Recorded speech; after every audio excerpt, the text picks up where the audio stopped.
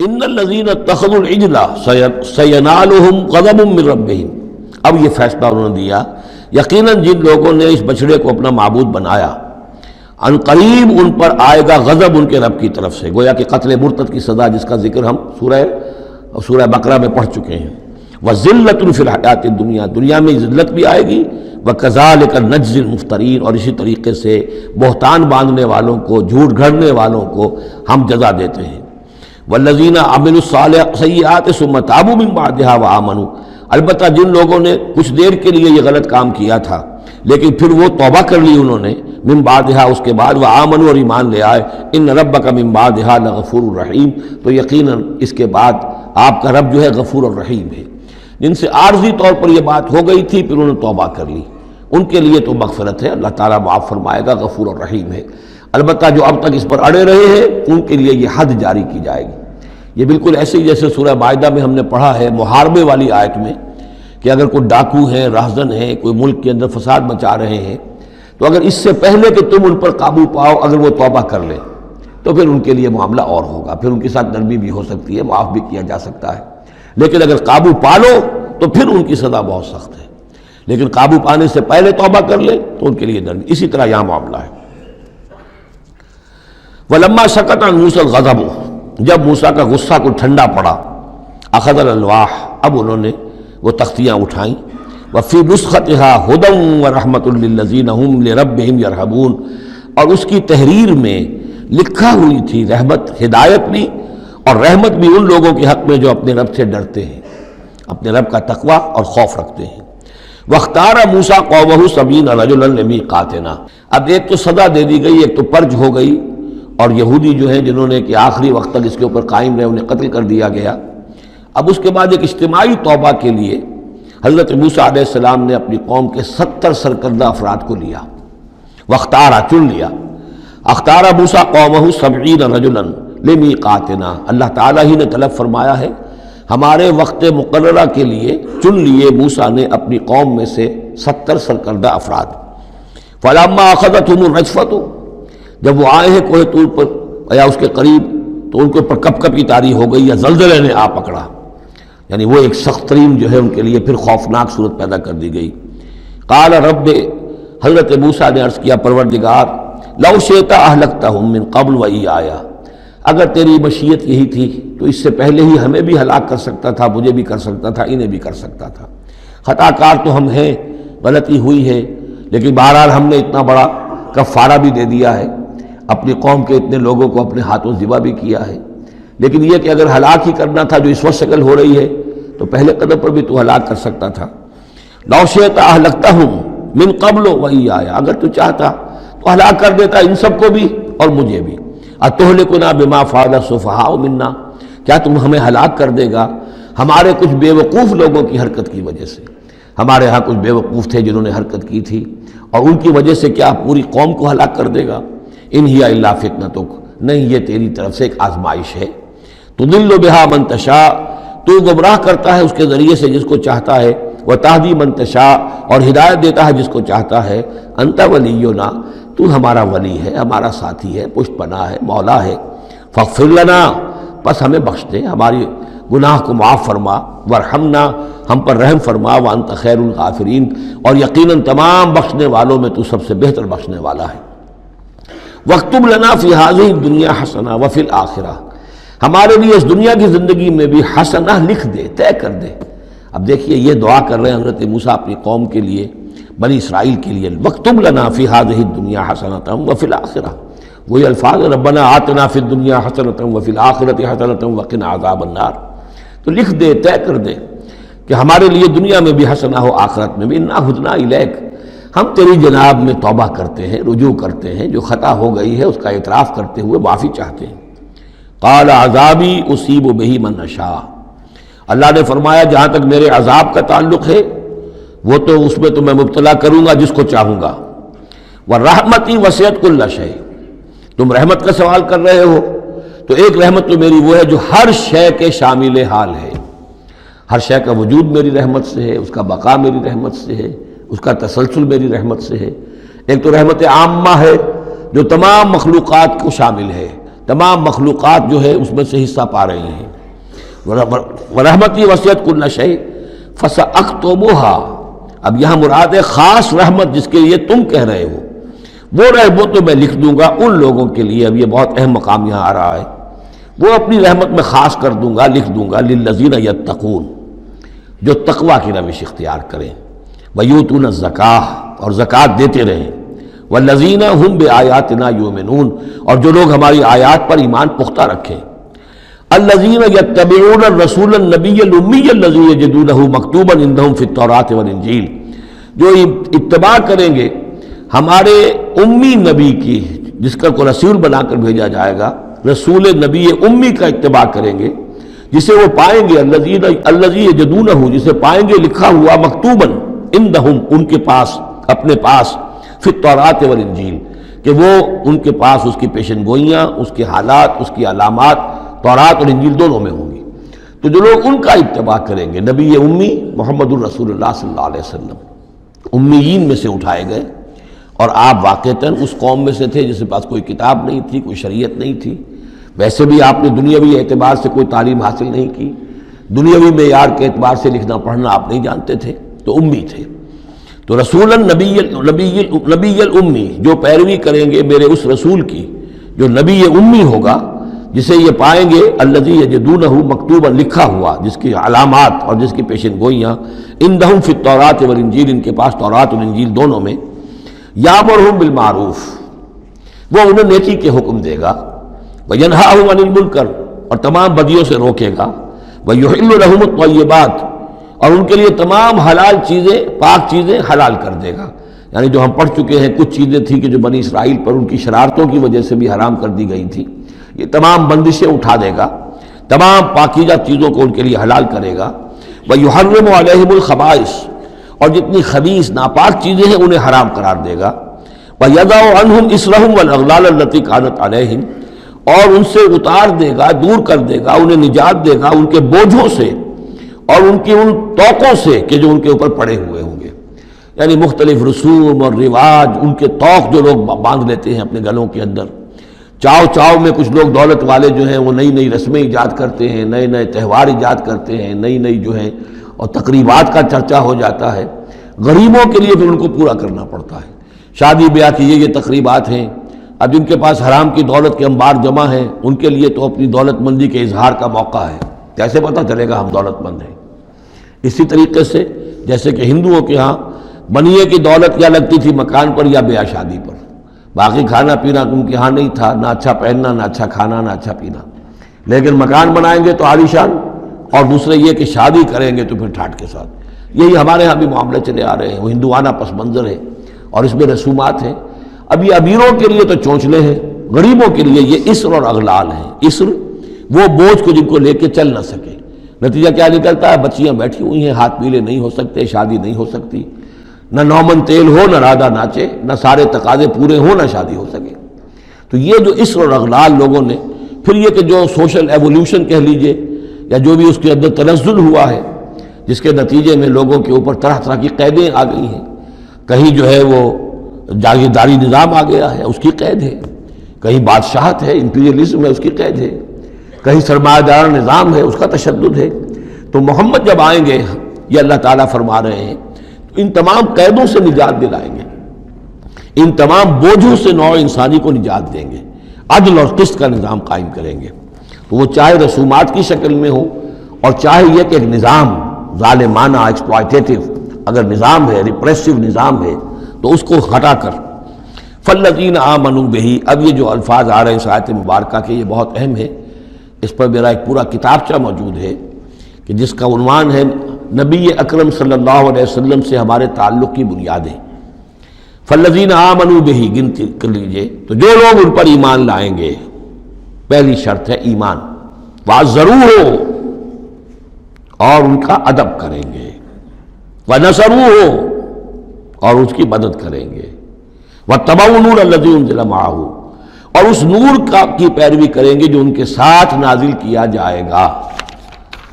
اولئک ھم المفلحون، یہی لوگ ہوں گے فلاح پانے والے. اللہم ربنا اجعلنا منہم.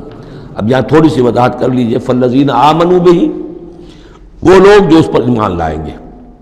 ایمان کے دو تقاضے سمجھ لیجئے، ایک تقاضا اطاعت، لا یؤمن احدکم حتی یکون ہواہ طبعا لما جئت بہ، تم میں سے کسی شخص کا مجھ پر ایمان نہیں ہے جب تک کہ اس کی خواہش نفس تابع نہ ہو جائے اس کے جو میں لے کر آیا ہوں، جو احکام میں لے کر آیا ہوں۔ تم اگر جب ایمان رکھتے ہو کہ میں اللہ کی طرف سے لے کر آیا ہوں تو تمہیں ان کو ماننا ہے۔ لا یؤمن احدکم حتی یکون ہواہ طبعا لما جئت بہ۔ دوسرا تقاضا لا یؤمن احدکم حتی اکون احب الیہ من والدہ وولدہ والناس اجمعین، تم میں سے کوئی شخص مومن نہیں ہو سکتا جب تک کہ میں اسے محبوب تر نہ ہو جاؤں، اپنے باپ سے بھی، بیٹے سے بھی، تمام انسانوں سے۔ تو ایک غائب درجے میں اتباع اور اطاعت، اور دوسرے غائب درجے میں محبت محمد رسول اللہ صلی اللہ علیہ وسلم کی، یہ ایمان کے تقاضے ہیں۔ اب اس کا نتیجہ خود بخود نکلے گا، پھر آپ کی تعظیم ہوگی، عظمت ہوگی، آپ کا نام جہاں سنیں گے، درود آپ پڑھیں گے، یہ ساری چیزیں جو ہیں، اور یہ کہ جہاں آپ کا کوئی قول آپ کو سنایا جائے فوراً زبان بند ہو جانی چاہیے۔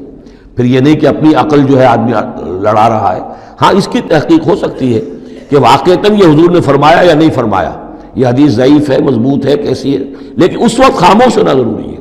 جب کسی نے کہا یہ حدیث ہے، ہو سکتا ہے کہ حدیث صحیح ہو اور حضور کی طرف اس کی نسبت جو ہے وہ صحیح ہو، مضبوط ہو، لہذا فوری طور پر اپنی زبان بند کر دینا یہ ادب کا تقاضا ہے۔ تو عزرو ہو و نصرو ہو، اور مدد کرے۔ مدد کس کام میں؟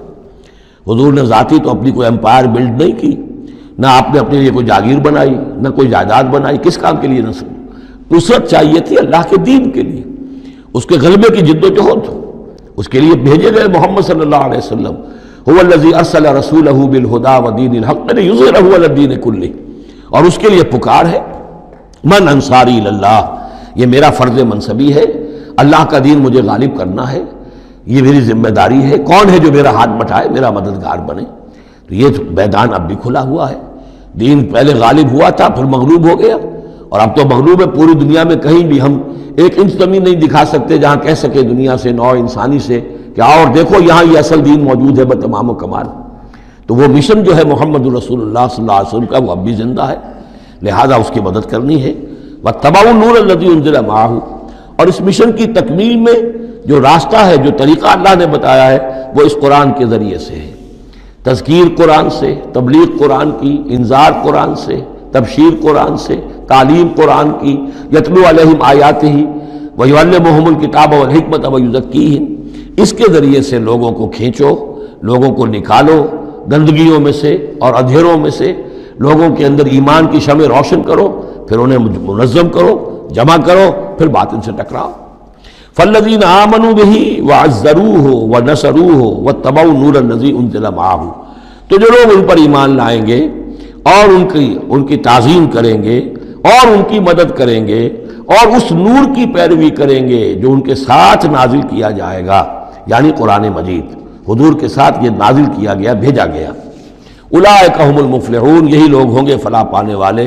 اللہم ربنا اجعلنا منہم۔ قل یا ایھا الناس، اب ظاہر بات ہے کہ وہ لمبی بات کو اب یہاں پہ ختم کرتے ہوئے کہ اب حضور صلی اللہ علیہ وسلم تشریف لے آئے، اب یہی بات اس کے حوالے سے اب آپ سے کہا جا رہا ہے کہ اے نبی، جو خبر دی تھی اس وقت ہم نے موسیٰ کو، اور جو ہم نے کہہ دیا تھا کہ جو رحمت ہے ہماری خصوصی وہ انہی لوگوں کے لیے ہوگی تم میں سے کہ جو محمد عربی صلی اللہ علیہ وسلم پر ایمان لے آئیں گے، تو اب کہہ دیجئے ڈنکے کی چوٹ، قل یا ایھا الناس، کہہ دیجئے اے لوگو۔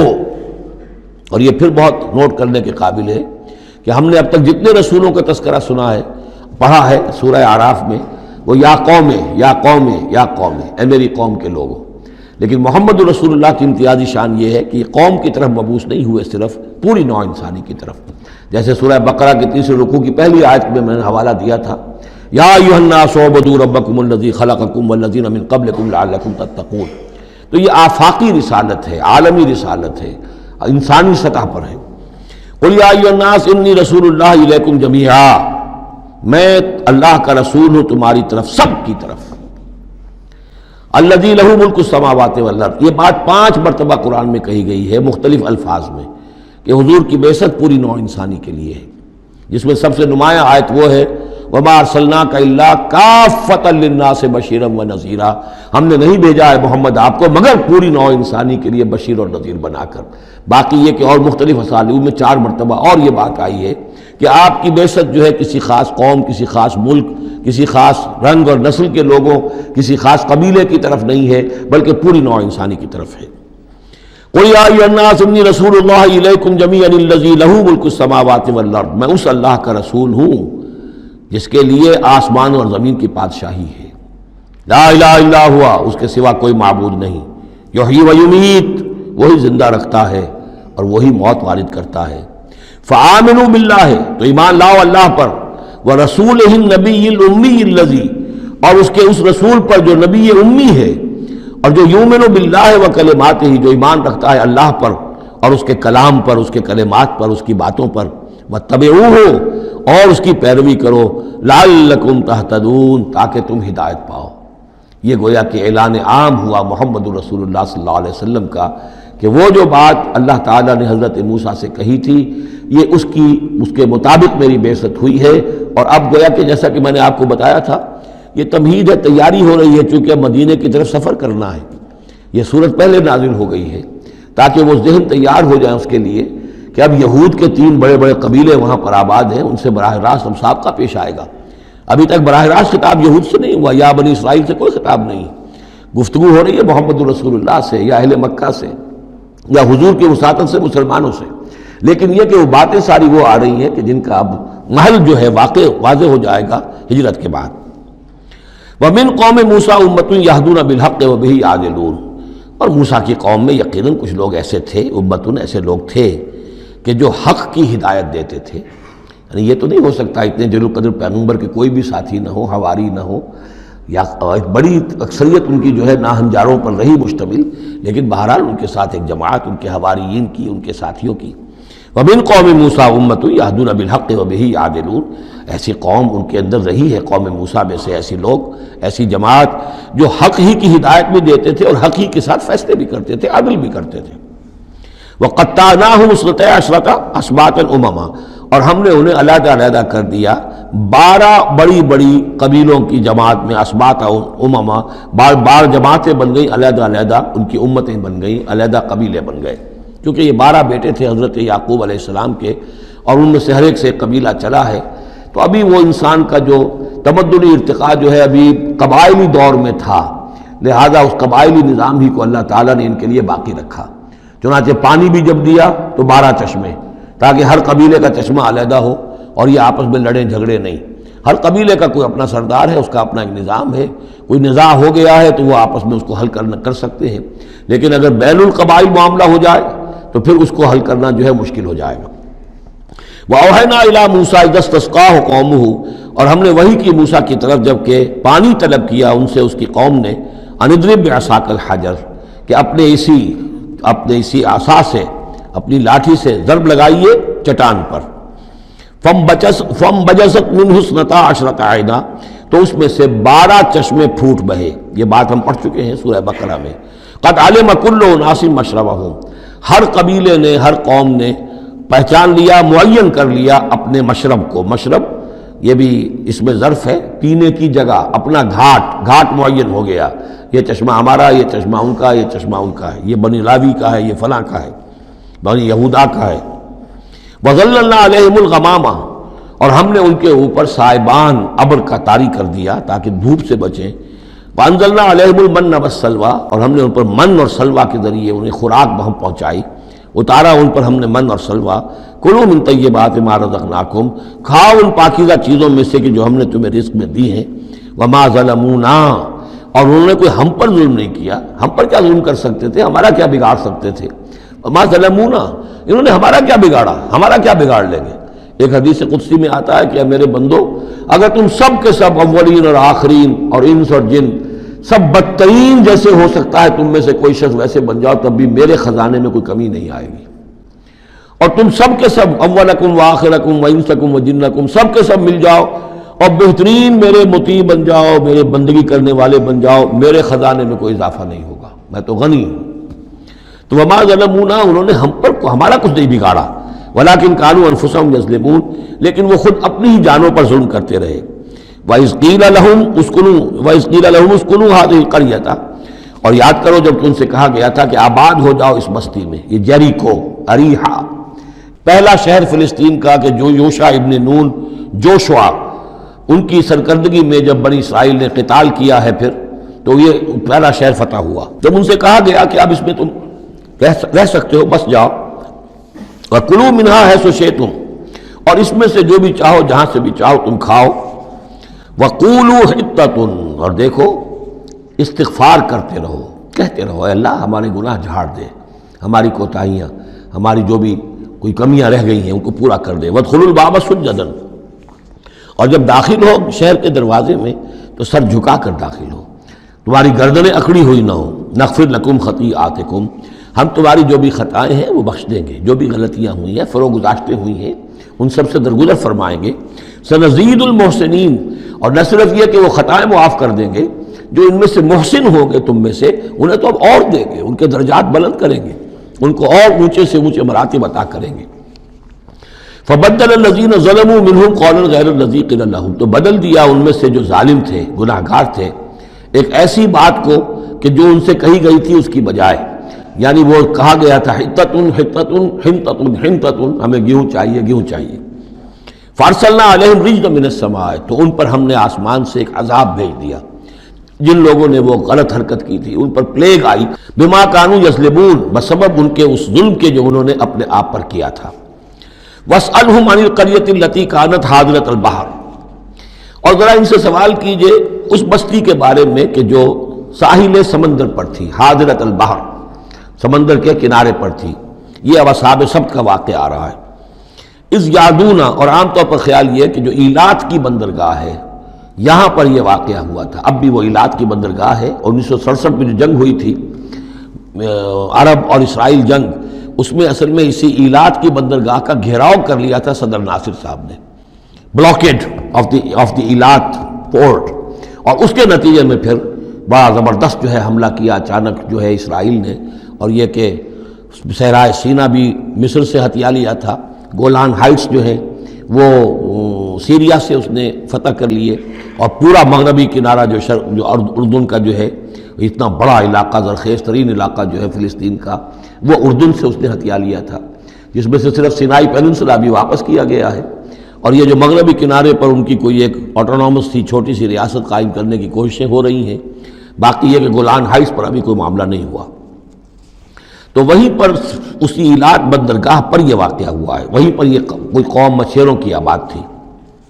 وَاسْأَلْهُمْ عَنِ الْقَرْيَةِ الَّتِي كَانَتْ حَاضِرَةَ الْبَحْرِ، وہ سمندر کے کنارے آباد تھی۔ اِذْ يَعْدُونَ فِي السَّبْتِ، جبکہ وہ سبت کے قانون میں حد سے تجاوز کرنے لگے۔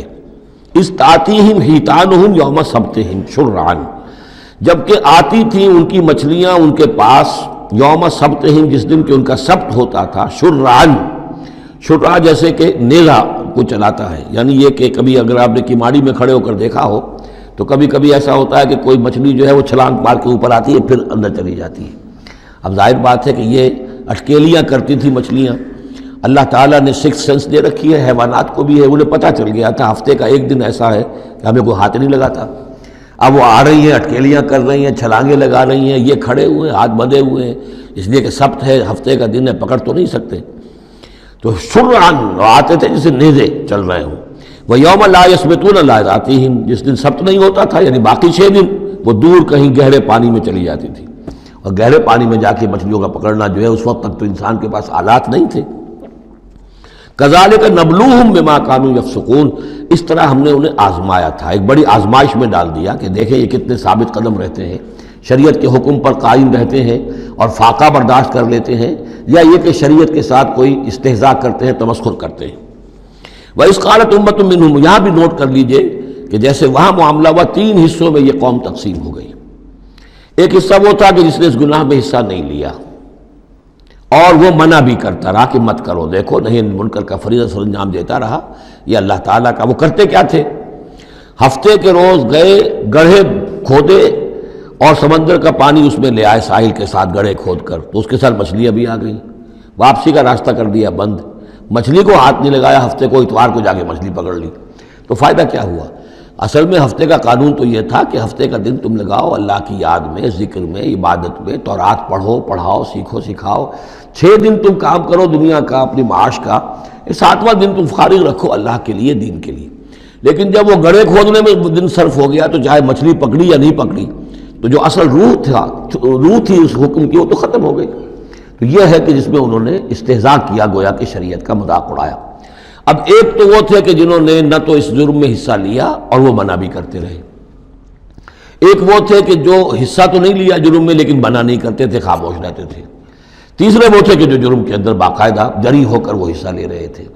تو اب جو لوگ منع کر رہے تھے ان سے انہوں نے کہا جو منع نہیں کر رہے تھے، جو خود بھی نہیں کر رہے تھے لیکن منع بھی نہیں کر رہے تھے، اس قالت امت، جب کہا اس درمیانی طبقے نے، منہم، ان میں سے، لما تعظون قوما اللہ مہلکہم، کیوں وعظ کر رہے ہو ان لوگوں کو، کیوں اپنے آپ کو ہلکان کرتے ہو کہہ کہ تم، اور نہی عن المنکر کا فریضہ سر انجام دے دے کے تھک گئے ہو، یہ قوم اب ماننے والی نہیں ہے، اللہ اس کو ہلاک کر کے رہے گا۔ لما تعظون قوما اللہ مہلکہم او معذبہم عذابا شدیدا، یا انہیں پھر عذاب دے گا بہت سخت عذاب۔ قالوا، اب یہ جواب کن کی طرف سے ہے؟ جو خود بھی بچے ہوئے تھے گناہ سے، روک بھی رہے تھے اپنی امکانی حد تک کہ خدا کے لیے باز آ جاؤ، یہ شریعت کا استہزاء نہ کرو، مذاق نہ اڑاؤ۔ قالوا معذرۃ الی ربکم، انہوں نے کہا کم سے کم اپنے رب کے ہاں ہم عذر تو پیش کر سکیں گے کہ اے پروردگار، ہم آخری وقت تک انہیں روکتے رہے، ہم نہی عن المنکر کا فرض سر انجام دیتے رہے، ہم نے اپنی بات نہیں چھوڑی، ہم نہ صرف یہ کہ اس گناہ سے خود بچے رہے بلکہ ان گناہ گاروں کو بھی روکتے رہے۔ وَلَعَلَّهُمْ يَتَّقُونَ، اور یہ اس سے بھی زیادہ اہم ہے، اور کیا پتہ ہو سکتا ہے ان میں تقویٰ پیدا ہو جائے۔ کیسے آپ کہہ سکتے ہیں کسی ایک بندے کی سمجھ میں آ جائے، کوئی ایک شخص تائب ہو جائے؟ تو جیسا کہ حضور کی حدیث ہے، حضرت علی سے خطاب کر کے آپ نے فرمایا، لَن يَهْدِيَ اللَّهُ بِكَ رَجُلًا وَاحِدًا خَيْرٌ لَكَ مِنْ حُمْرِ النَّعَمِ، اگر اللہ تمہارے ذریعے سے علی ایک شخص کو بھی ہدایت دے دے تو یہ تمہارے لیے سرخ اونٹوں سے بڑھ کر دولت ہے۔ تو اگر ایک بھی بچ جائے، لَعَلَّهُمْ يَتَّقُونَ فَلَمَّا نَسُوا مَا ذُكِّرُوا بِهِ، تو پھر جب انہوں نے نظر انداز کر دیا اس نصیحت کو جو انہیں کی جا رہی تھی، یعنی لگے رہے اپنے اس جرم کے اندر، انجینا الذین ینہون عن السوء، ہم نے بچا لیا ان کو جو کہ بدی سے روکتے تھے، عذاب سے بچے ہیں صرف وہ جو بدی سے روکتے تھے۔ وَأَخَذْنَا الَّذِينَ ظَلَمُوا بِعَذَابٍ بَئِيسٍ بِمَا كَانُوا يَفْسُقُونَ، اور پکڑ لیا ہم نے ان کو کہ جو اس ظلم میں، گناہ میں اور شریعت کا استہزاء کرنے میں کہ جو مجرم تھے، ان کو ایک بہت ہی برے عذاب میں پکڑا، ان کی اس ناہنجاری کی وجہ سے، سرکشی کی وجہ سے، نافرمانی کی وجہ سے۔ فلما عتوا عما نہوا عنہ، جب وہ بڑھ گئے، چڑھ گئے، بہت ہی آگے بڑھ گئے ان چیزوں میں جن سے ان کو روکا گیا تھا، قلنا لہم کونوا قردۃ خاسئین، تو ہم نے کہہ دیا کہ اب ہو جاؤ بندر، ذلیل بندروں کی شکل میں ان کی صورتیں جو ہیں وہ تبدیل کر دی گئی۔ یہ ہے وہ مکمل واقعہ کہ جس کا حوالہ اس سے پہلے کئی بار آ چکا ہے۔ سب سے پہلے سورہ بقرہ میں بھی آیا تھا، اس کی تفصیل یہاں آ گئی ہے۔ بارک اللہ لی و لکم فی القرآن العظیم ونفعنی وإیاکم بالآیات والذکر